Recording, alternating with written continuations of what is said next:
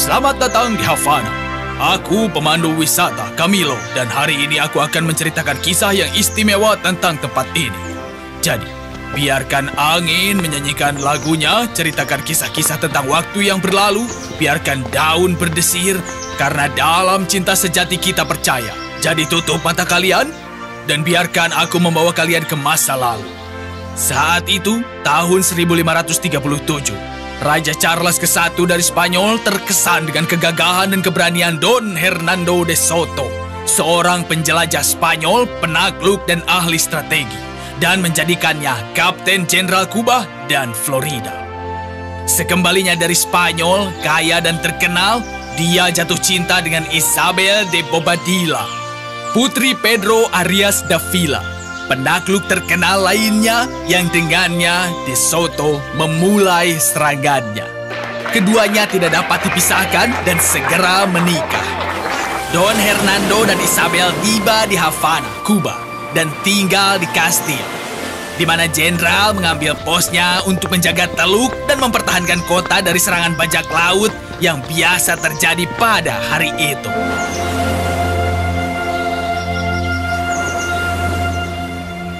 Kenapa kau menatap laut seperti itu, sayangku? Aku seorang penjelajah, sayangku. Laut memanggilku. Seolah-olah ada begitu banyak tempat yang belum kutemukan dan juga belum kuinjakan kakiku. Aku tidak akan membiarkanmu pergi kemana-mana. Tidak akan pernah. Karena aku tidak bisa hidup tanpamu. Dan aku tak bisa hidup tanpamu, sayangku. Tapi aku tidak bisa menjanjikan itu. Laut adalah cinta pertamaku. Aku tak berdaya, tapi bukan berarti aku tidak mencintaimu. Apapun itu, aku tidak akan pernah mengizinkanmu pergi.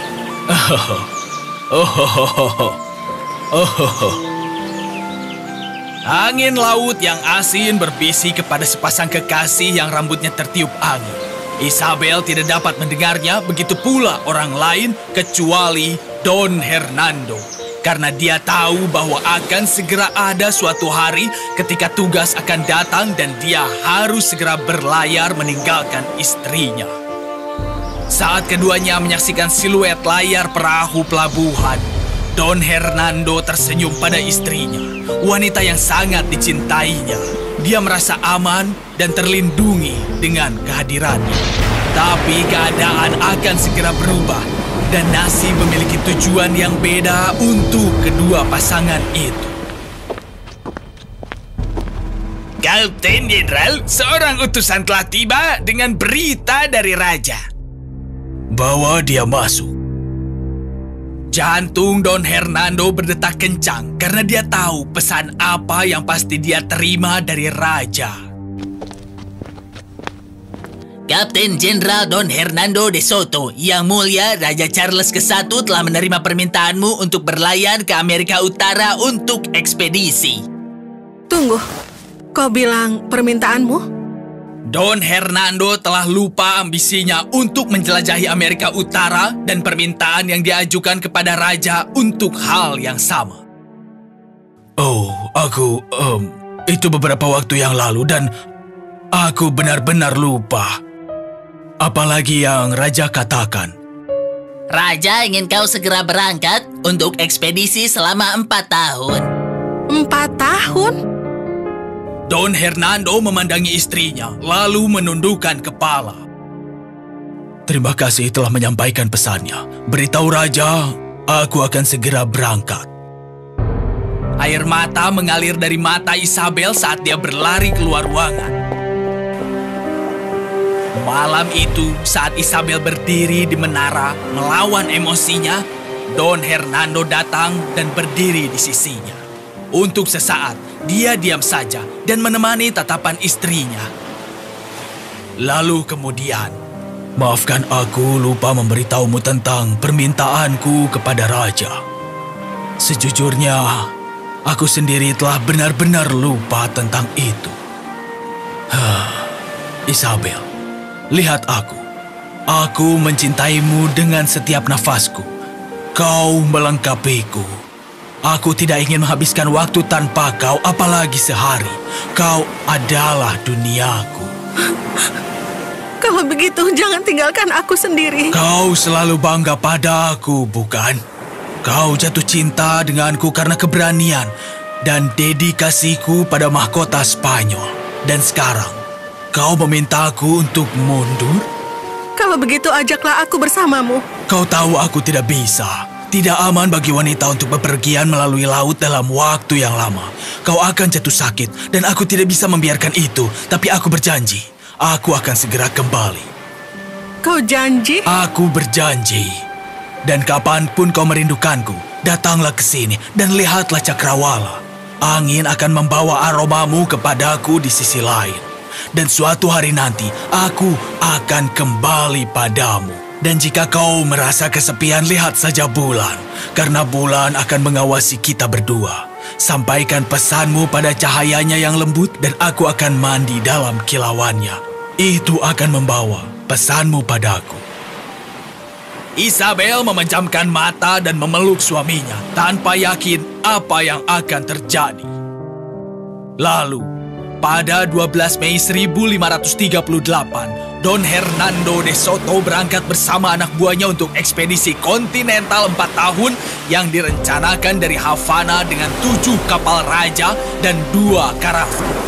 Dengan bertonton baju besi dan peralatan perang, mereka juga membawa 600 orang, 24 pendeta, 9 kapal dan 537 kuda bersama dengan banyak perbekalan. Isabel yang sedih, yang sekarang menjadi bupati gubernur Kuba, melambai kepada suaminya saat dia melihat kapal-kapal bergerak semakin jauh dari pantai.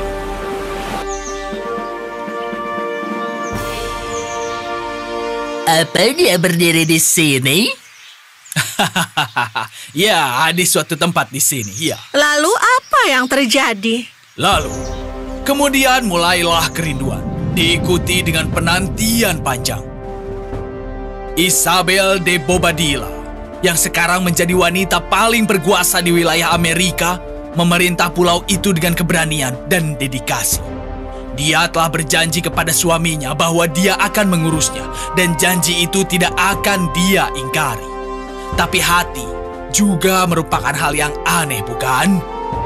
Itu melekat pada apa yang paling kita inginkan dan melekat padanya dengan sangat teguh.